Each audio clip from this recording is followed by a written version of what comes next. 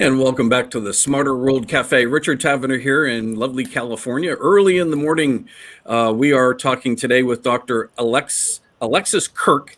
And as you know, in the Smarter World Cafe, we connect you to some of the smartest people on the planet in order to prepare for an exponentially changing future. Dr. Kirke, welcome. How are you? I'm good, thank you, Richard. I like being, I have to admit, I love being able to refer you as Dr. Kirk. Of course, I'm sure many people think of Captain Kirk on Star Trek when they mention Dr. Alexis Kirke. Do you get that often? I do. I used to be a big Star Trek fan. In fact, my father was a captain in the British Army, so you can imagine the jokes we used to get about that.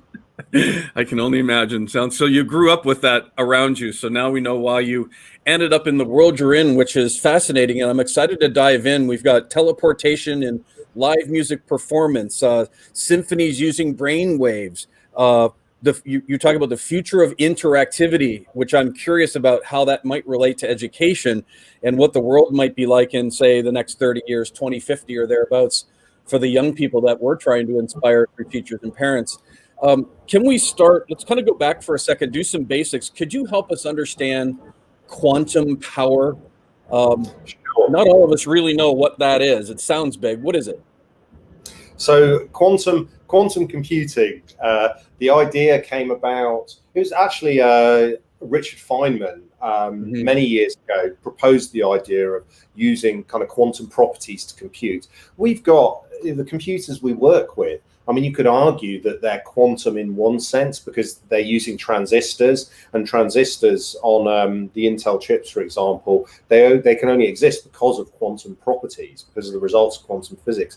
But if you actually dig a little deeper into quantum mechanics, quantum physics, you can actually find some very powerful properties that you can compute with. And it was, in fact, a British physicist, mathematician, who first came up with a problem that could be solved slightly faster with a quantum computer. Now, to explain where the power of quantum computers come from is a little difficult. And in fact, it's ambiguous. Some researchers say it comes from here, some from there. But the bottom line is, what we do know, in a quantum computer, you can have many things happening at the same time. This is called superposition. And you can also have many of these things entangled. And I'm sure many people have heard of entanglement. It's sort of statistical link between two elements of a quantum computer that we don't fully understand, but we know it's there. We can represent it mathematically. Somehow these two elements in the equations in the quantum system are linked so that when something happens here, it immediately has an effect on what happens here. Now, of course, this really upset Einstein, just going down the physics rabbit hole a little further. Sure. He discovered that the maximum speed was the speed of light. So when he found out that the maths of quantum physics showed that, in fact, two things could affect each other faster than the speed of light, he was like, well, this proves that quantum physics is wrong. He said, God doesn't play dice with the universe, a very famous quote. Right. But, quantum physics is not wrong. We don't fully understand it, but it works. The maths works, and we're now building computers with it. So that immense amount of power that you're referring to, that exceeded what Einstein perceived or thought, what, in a real kind of very simplified way, if you could, give us the implication of this. How is this going to change from what we now know the power of computers? Because they seem pretty powerful to the layman now, but how much more powerful will they be? What's the possibility here? Well, one of the most frightening possibilities that is the speed increase that quantum computers. And the reason I say the word frightening, because that's what it's all about. Quantum computers is speed, fast. Now, our conversation that we're having now, the emails that you send, the conversations you have with your smartphone, all of that data is encrypted. That's why the modern global communication system can work. It's encrypted. It's all encoded. No one can break it. There's privacy. And a lot of those privacy algorithms are based on a system, and that system actually can be cracked. All right. So you might think, well, why do we use a coding, the secret code that can be cracked? Well, because you can prove mathematically it takes longer than the lifetime of the universe to crack that code. All right. Interesting. But that's with current computers. A guy called Schur at Bell Labs discovered a quantum computer algorithm that could crack that encryption. I mean, not infinitely fast. Well, the actual term is exponentially faster, vastly faster, at a level of speed that no one could have imagined possible. And suddenly all the world's governments and military sat up. Yeah, how fast is fast? So that's not the only thing that quantum computers can do. We're learning more and more things that they can do. It's the most kind of scary thing that they will be able to do once we have fully functioning quantum computers. But in the end, it's speed. The things that quantum computers can do very fast, they can do at a speed we never would have imagined possible with the sort of computers we have on our phones and on our desks. You know, an analogy that comes to my mind is when I'm working with kids, I'll oftentimes refer to my grandmother who was born in the early 1900s, early 20th century, 1903, I think it was. And by 1920, cars were popular. Ford had already figured out how to manufacture them. And most wealthy people had them, not everyone. Prior to that, they were using a horse and buggy. And in her lifetime, in fact, only 30 years later, in the 60s, you know, we're flying a rocket ship to the moon and putting a man on it and sending him back. The speed difference there would have been, to my grandmother, would have been unimaginable. It's just like, what? Are you kidding me? Same thing now, I think. You think of these early computers, you had to be a real visionary to imagine that this great big machine in some room, in the back room of some university with all these large glass valves, was going to someday create the super fast phones that we now work with, that can create these amazing machines that in films can simulate reality through visual effects. How could you have imagined back then that a few decades later you could simulate reality?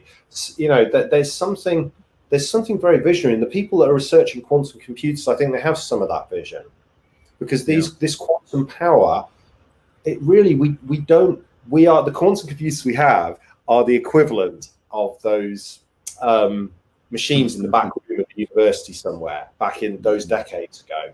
So we've got people that have the vision to dedicate their lives and energy, and companies like, I'm not, you know, I don't work for IBM, but companies like IBM and other people like Getty, who are putting all their lives and energy into this new form of computing right at the early stages, you know, just like those old cars that trundled along and no one would have imagined would take over vast tracts of the country.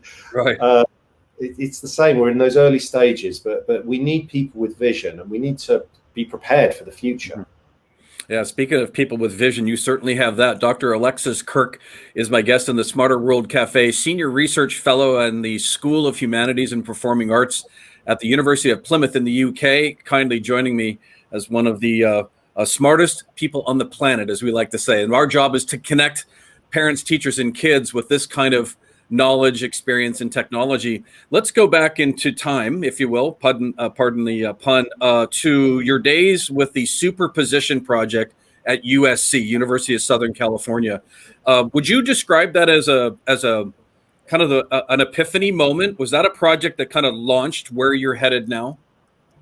Yes, I would say I remember the first moment that I logged on to the it's actually called a quantum annealer at USC. It's slightly different to the quantum computers that, say, Rigetti and IBM are working with.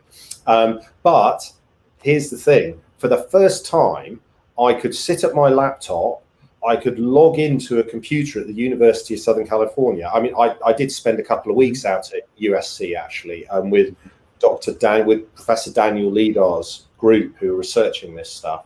But I could log in whether I was at USC or at the University of Plymouth, and I could type a few commands, and I was creating superpositions. I was creating entanglements. These the things which I'd only read about in books, things which I'd only heard talked about in odd ways in popular science programs or in popular science magazines. I was creating these things at the lowest kind of level of reality that we can tap into, these tiny quantum minuscule nano levels, lower than nano. And that was, I remember I wrote my first algorithm that converted the outputs of the quantum annealer into sound and did it in real time. So I was listening to it and I thought, oh, that's fantastic. I am listening to entanglement and superposition. That was quite a moment. And I really, that was when I started to think, oh, I want to work with these machines. I want to work with other types of quantum machines as well. What happened next? How did you end up with? I know that you did the 60th anniversary of Lennon McCartney come together. How did you get from the superposition project at USC to something like that with Lennon McCartney and their come together project, which, as I understand, you did some phenomenal work in quantum. How would you describe it? Quantum power teleportation in music. Tell me about the process. What did you have to go through to get from USC to come together in McCartney and Lennon? So the common thread running through them is there were algorithms that were analyzing elements of music and that I was using to generate elements of music. I was collaborating with a machine to help my creativity. So with the USC superposition project, I actually did a performance with a mezzo soprano at a music festival where the quantum computer kind of played along with the mezzo soprano singing. And when it came to the Lennon McCartney element, interestingly enough, I performed that at the same music festival. What I was using there, because I'm a big fan of the Beatles, and I was using a computer algorithm in a very different way, actually, a slightly different way anyway. Rather than looking at musical structures with a computer algorithm, I looked at lyrical structures. And I said to myself, well, we actually know that certain words have certain emotional connotations. And in fact, researchers have got to the point now where they attempt to mark up the emotion, the positivity of the emotion of a particular word, or the negativity of the word, or how intensely physical, what's the physicality of the word? Does it imply movement? Does it imply rest? And what I did is I wrote an algorithm that used the results that these scientists had been developing about the emotions of words, and I analyzed the entirety of the lyrical output of the Beatles, of Lennon's solo work and McCartney's solo work.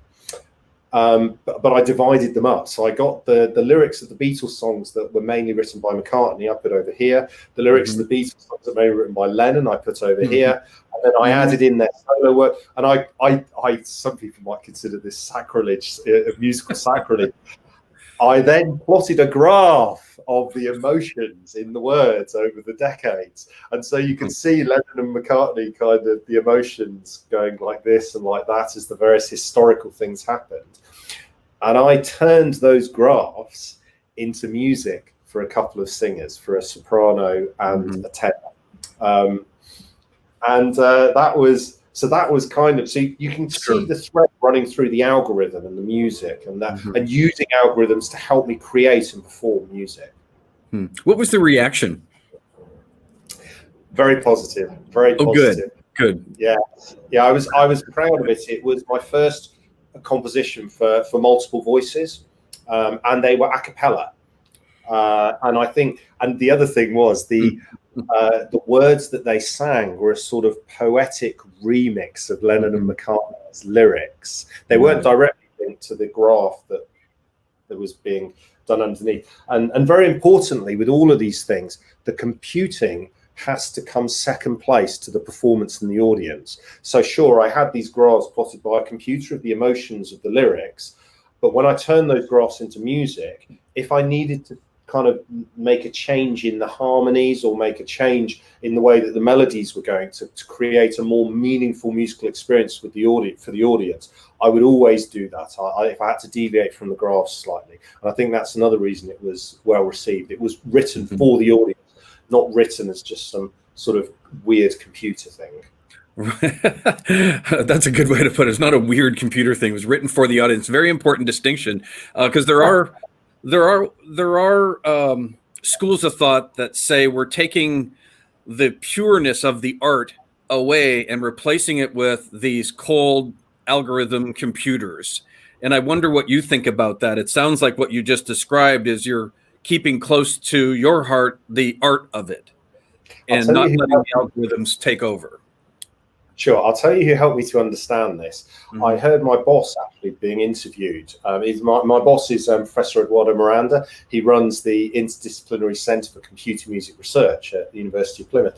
And I heard him being interviewed a few years ago, and people were asking this sort of question. And they were kind of saying, well, surely the arts are uniquely human and computers can't take over. Right. And he made a good point. He said, well, that's what we used to think about chess. We thought that chess was the great expression of the human strategic mind, the indefinability of these ways of thinking about how to plan and how to, you know, the beautiful game. I mean, I think that's meant to be soccer, but you know that's the way people sort of thought about it. And surely the human mind will always. But as soon as once Deep Thought came out, another IBM project, and beat the Grandmaster Kasparov. It only took a few years before people took it for granted. Well, obviously, chess isn't the ultimate expression of human strategy. And it's going to be the same with a lot of these things. We say something is the ultimate expression of humanity until a computer does it. And then we select something else and say, that's the ultimate expression of humanity. Yeah. So it's kind of... and the other thing is we ignore this as well when it's convenient. So when we watch a movie... and computers are creating visual effects, and we're enjoying the movie, we don't sit there saying, well, this is computers creating the visual effects instead of a cinematographer, therefore I'm not going to enjoy this movie. So when it's convenient, we forget that distinction. You know, it's something maybe we can talk about later, but I have some very strong feelings about what computers will do to the arts over the next few decades. So maybe that's something to talk about later. Yeah, we do. I'd love to have follow-up conversations, and that's, you know, just like a real conversation, right? Which is what we're having. It goes on, it builds, it grows on things that I learn and you learn and we share. So we could come back to that this time if we want to, but I do want to talk about movies. Since you brought up movies, let's talk about Many Worlds, your film. Tell us about what it's about and how did it come to be? How did you decide to make a movie called Many Worlds? Well, of course, people will be quite familiar with this concept now because they'll have seen Bandersnatch on Netflix. So the idea of a film that changes while you're watching it is much more familiar now. But Many Worlds came about, I think it would have been around 2012. So it was a long time before Netflix started work on Bandersnatch. I'd always loved movies. And I've been working in creating these performances. And one of the key things with my performances is they often had algorithms, but often those algorithms were working in real time. So the audience would be watching the performance and the computer algorithm would be collaborating with a musician to create the performance. And the audience could actually hear or see the computer algorithm working. And I thought, well, how is that going to actually be possible with movies? Because I thought, well, I love movies. I'd like to make a film, but films don't change when you watch them. And of course, me being me, I then thought, well, actually, why can't they change? And this started a process for me, and something that where I deviated from Netflix, and I have quite strong feelings about this as well. Netflix makes you press a button, right, on your remote, your phone, whatever, to choose the route. See, when I go into the movies, okay, and I'm sitting watching a film, I don't mind being interrupted by putting my hand in the popcorn box. I don't mind being interrupted by taking a sip of my soda through the straw. I don't mind my partner maybe leaning over and she says, oh, this is incredible. You know, I don't mind any of that. What I don't want to do is be making decisions about the film that's showing on screen. Right. And have to think about what I want to happen next. So How do you deal with a film that changes while you watch it, but not having to make decisions about those changes? Well, my logic was, and this was once again partly inspired by my boss's work, he'd been using brainwaves to create music. And I thought, interesting. What if you used a number of biological functions from a human, you estimated maybe the intensity of the emotions they were feeling, and you adjusted the film based on that in real time. So I would get 4 audience members. One of them would wear a brain wave monitor. One of them would wear a heart rate monitor. One of them would wear a perspiration monitor, and one of them would wear a muscle tension monitor. And then based on how intense we estimated their feelings were, a version of, so suppose that their feelings were less intense than I wanted them to be, then the next scene of the film would be the more intense version of the story. And we made this measurement a couple of times during the 15-minute film, Many Worlds. And the idea being was to, and then different films have different requirements, and I had to pick a requirement. And my requirement was keep them as tense as possible. So that was, and what I loved about the idea was they didn't have to press any buttons. They could just watch the film and enjoy it or not enjoy it, depending on whether they liked it. But they didn't have to press these buttons. So that was Many Worlds, and I was shocked by the reaction. I mean, what was it? Obvious. Well, I was just in the bloody BBC calling me, NPR calling me, the French press, the Italian media. I was like, "Oh, this is fun." Yeah, for sure. Yeah, it was, and you know, it's kind of, I've dined out on it ever since. Yeah, right. You know, it's interesting. I think you have tapped into something that, at a minimum, taps into our innate or natural curiosity about how we work, like how we think, how our brain functions, and what can we do with our brain and our brain waves. And by making a movie that allows people to experience it firsthand, to me, taps into this sort of raw curiosity that we have, at least most of us do, about how we function in the world and what we can and can't do. I'm wondering too, this idea of making a movie.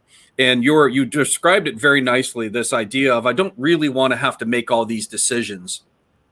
Because I think the current view is, the old model was somebody else makes it and you watch it. And then we kind of drifted into this, well, maybe there's you and me can make this and you and we can watch it, and to something yet even beyond that, where you're not literally pushing the buttons, but somehow your consciousness is influencing it. And that, to me, is what you just described in Many Worlds, is just a fascinating idea. I'm wondering what the implication of this, what you did with Many Worlds, is in education, for example, because there's some parallels here, Alexis, where the old model in education is smart person on the stage or sage on the stage. I know, you listen. And we are now in more of a, hey, it's a facilitation model, learner facilitator. And I'm wondering if we aren't headed to something next is similar to what you described, where we're learning and teaching from how our consciousness is, our brain waves are. Does that make sense? Do you see the parallel between what you did with Many Worlds and education? I do. I hadn't considered this before, and the first thought it brings to mind, obviously, we all feel a little reticence, a little fear, maybe, about computers getting to know us too well, and when does it step over from providing a service to manipulating us? And we all have a little bit of that fear. So that did come into my mind. But another thing came into my mind, which was that every child is different, but for reasons of economic necessity, each child can't have their own school and their own teacher. It's just not possible. And as a result, we have a kind of statistical model where the people that don't fit into that teaching model, maybe the more independent thinking people, the people that don't do well in exams, the people where verbal expression is not their strength, these people can be left behind, when in fact they may have incredibly creative and powerful minds that they could use to build better lives for themselves and to contribute to society. But there's a limit to how much a teacher, I know the facilitation thing they tried, but there's a limit to how much a teacher can adjust things for each pupil within a class, for each class within a school. So there is, although we kind of think, oh gosh, do we want computers? Do we want algorithms teaching our children? You know, because algorithms are cheaper than people. Yeah, good point. You could say that some of the students who often get left behind because of the expense of paying a real person to teach a class, maybe some of those students could begin to shine. Maybe we could reduce certain economic inequalities by actually having systems like Many Worlds that can specifically point towards a child with a low attention span with an immense intelligence, for example. How do you deal with that? Well, currently you can't. I mean, they're just gonna sink or swim, probably sink, and then in maybe 15 years they'll realize in fact they were incredibly intelligent and that they were failed by the system. But if you have some kind of real-time analysis of their attention, you can see it's the attention span that's the problem, and you can give them new things to learn. You can have different methods of learning. You can switch between ideas more quickly. You can switch between topics more quickly. Then perhaps a child like that can really, all of their strengths can be brought to the fore, and they you know, that's something I've not really thought of that before. That's a very interesting point. Yeah, you know, again, it comes sort of as a sort of, where does this, what's the implication? Where does this go? And we're in the education space, so that's what made me very curious about your work. Is there, I believe, from what I know and can anticipate, is that there may be some like phenomenal implications here, much as you described earlier, that awe factor of, you know, when we saw technology of a big machine in a room and it becomes in a short period of time an iPhone. I'm wondering if maybe education is about ready to make some sort of massive disruption, teleportation in schools or education of some kind.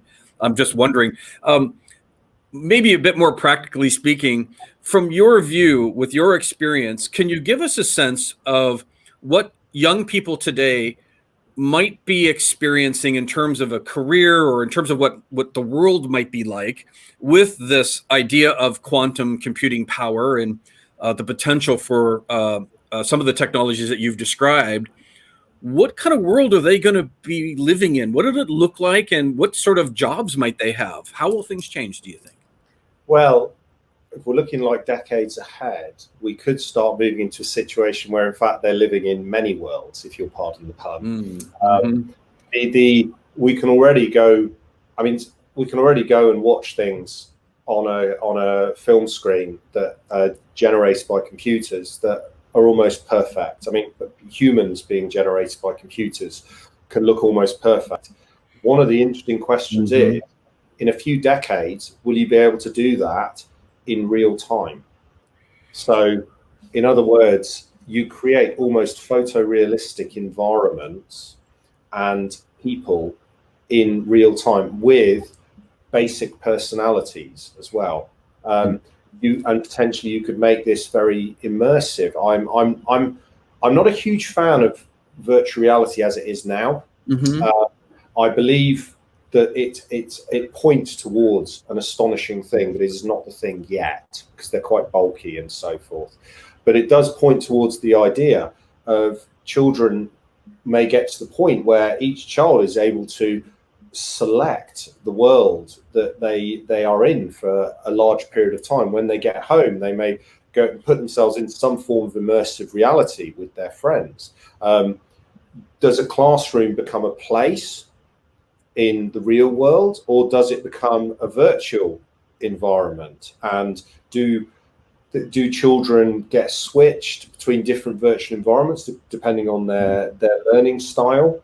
One of the things, how this relates to quantum, by the way, one of the things that companies like IBM are researching is quantum simulation of reality, because reality is in a sense quantum. So what better way to simulate reality than quantum computers themselves? And quantum chemistry is one of these areas that they're looking at, simulating chemistry with quantum computers. Now, if we get to the point where we can very deeply simulate reality and put children in that reality immersively, I mean, there'll be ethical questions, but there will also be perceptual implications for those children. What will place mean to the children 30 years from now who can immerse themselves in a photorealistic environment? What will video mean? We're at this cusp right now. I think we've almost passed it, actually. We used to have this thing where if you showed a photo, you knew it happened. Then it became if you showed a video, you knew it happened.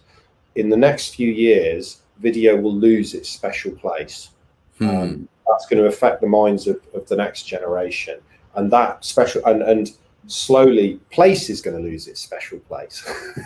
Because we will have virtual environments that become more and more immersive as the virtual reality headsets become. I mean, rooms, immersive rooms, smart rooms where the wallpaper is LCD screen. I think you can see where I'm going. Sure, I do. Yeah. Kind of the way that children perceive the world in 30 years, I feel may be very different to how adults like us perceive it at the moment. You know, it's an unbelievably fascinating subject. I know a lot of listeners are really into it as well, and lots more to talk about. We're just about out of time, Dr. Kirke. I'd like to invite you back if you'd be inclined. I'd like to explore that whole virtual reality immersiveness as you talked about it, and also get your opinion on where you think computers are going. You had some insights that may be good, maybe not, or maybe good, but maybe not so good. And I'd be curious to learn more about that. And there's lots more to talk about when we're talking about teleportation and these virtual experiences that youngsters may have in the next 30 years. So if it's okay with you, let's schedule another time. We'll carry on when we meet again. Sure. Awesome. Thank you so much for your time. Thanks a lot, Richard. You're welcome. See you there. Bye, Dr. Kirke.